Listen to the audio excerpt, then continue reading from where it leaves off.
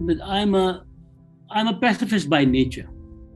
By nature, I do not like wars because I believe it is not correct to take even one human life.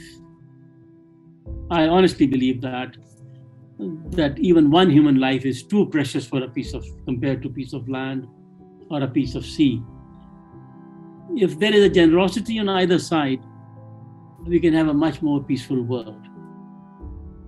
And going back to the beginning of why ASEAN started, how it started, it was a collection of small states which felt insecure at that time. They were newly independent, and there were communist insurgencies going in at that point in Malaysia and Vietnam War, Cambodia, Laos. And they thought they were mostly Western-oriented economies, Singapore, Malaysia, Philippines, Thailand, and Brunei at that time. So they thought they'll protect their way of life. The thing is, now you have mixed economies in those places. And yet, the rate of growth of Vietnam on one side within the last few years is phenomenal once they have adopted market economy. So, for the prosperity of all these nations, you need peace. I think all parties need to feel secure about each other. It's all the question of insecurities when the nations try to behave this way. Please don't think I'm trying to go become a party to whatever the US and China are doing. It is their own view. They have to sort their problems out. But there is a degree of insecurity because of Chinese history. After all, South China Sea is China's front yard. I call it front yard. I don't call it backyard.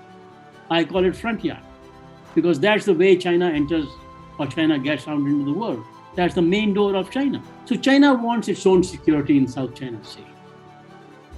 Now, somehow, when you have great powers in the world, it becomes their habit that they think it is their right to control a certain way.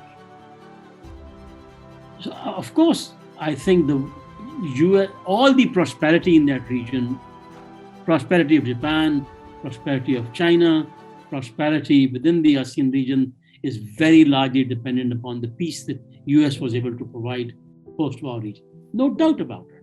If there was no peace, there was no shipping, there was no manufacturing, no investment.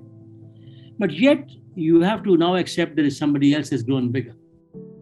There is a country that has, from the poverty line, they have become the second biggest economy in the world. They've grown up. It's like a father and son.